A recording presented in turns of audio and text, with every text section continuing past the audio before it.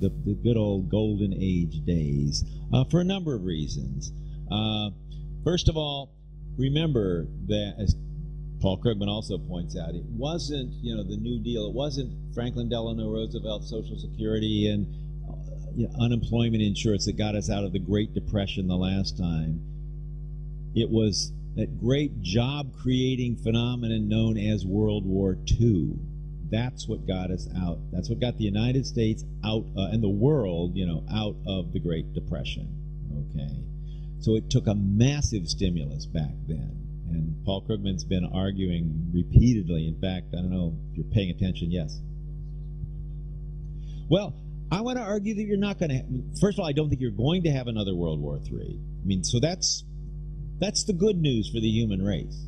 But it's because the technologies are now so incredibly destructive that no major power can even dream about going to war against another major power. We can go to, just again, recent experience. If the United States can't defeat Iraq, if we can't defeat Iran, Afghanistan, is anyone going to say, let's go to war against China? Excuse me? It's not even the craziest neocon, can't imagine that. And China is going to bomb the United States and do what? I don't think that's in the cards anymore, and I think that's really good. And also, wars now they're over. So they're first of all, they're hugely capital intensive. You're not going to mobilize millions of people like you did during World War II, and it's going to last a long time. That's just not going to happen. Yes, question.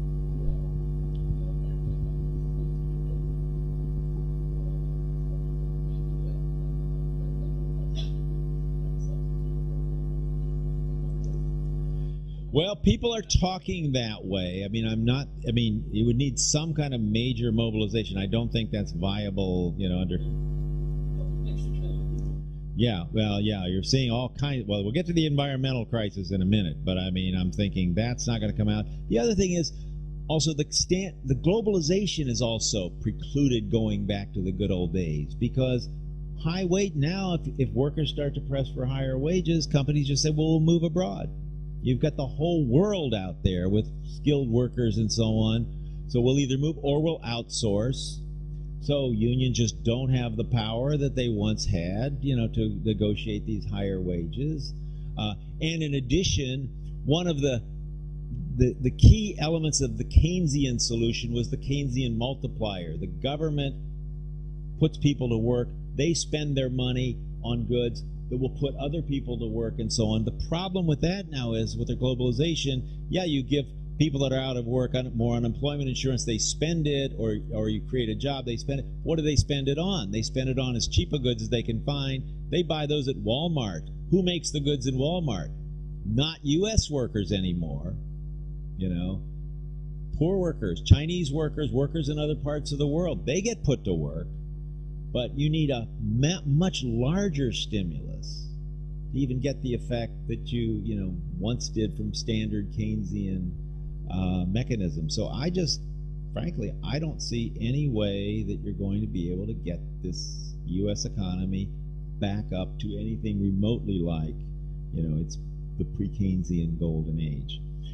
But if I'm wrong about that, I say it's sort of out of the frying pan into the fire, because there's another crisis lurking on the horizon. I'll hold that one for a minute. But you got the economic crisis, and the economic crisis is people aren't spending, right? We got to get people spending again, but we also have an environmental crisis. And the environmental crisis is people are consuming too much. We got to cut back on our consumption.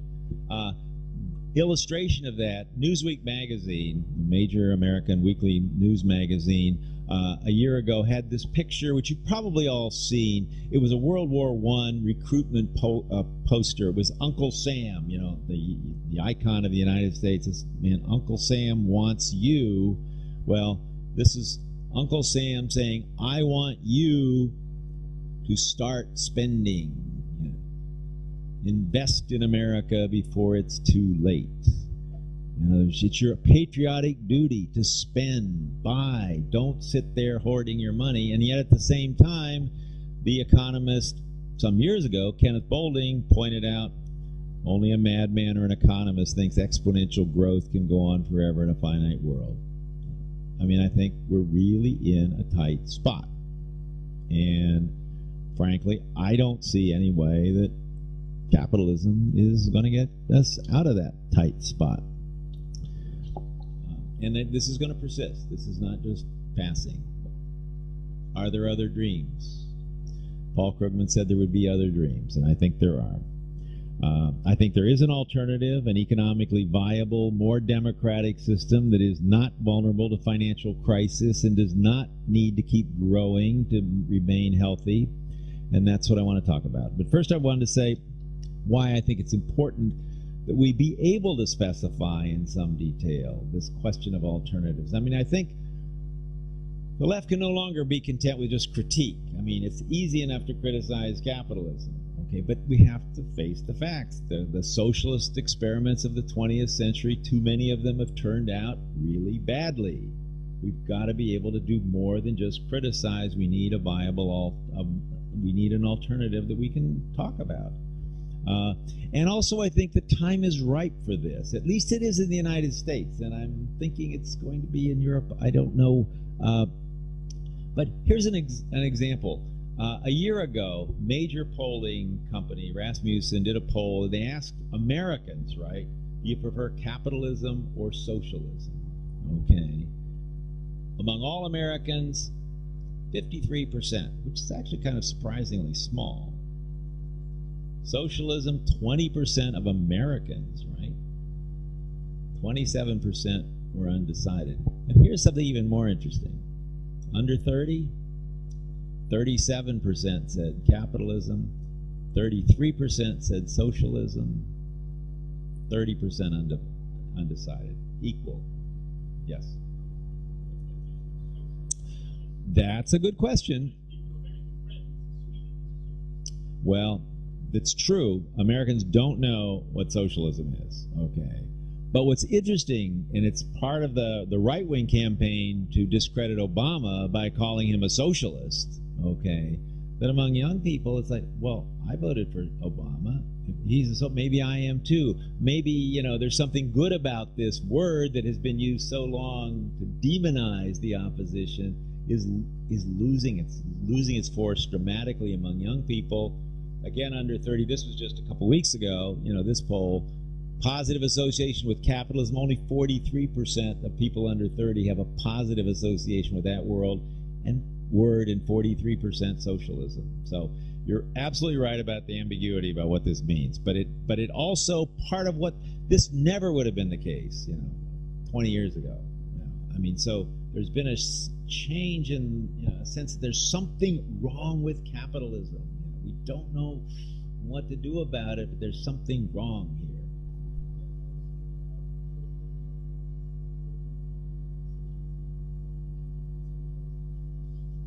I know. I mean, it's been a real change, you know, I think. Yes.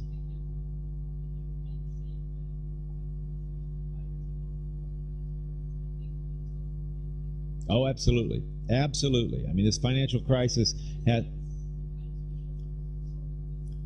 Well, but if I'm right, you know, this crisis isn't going away anytime soon. Sure, you're right. If it turns around tomorrow and we're back to 2 or 3% unemployment, yeah, but that is going to happen. In fact, did I say this? Paul Krugman just a week ago is predicting the third Great Depression.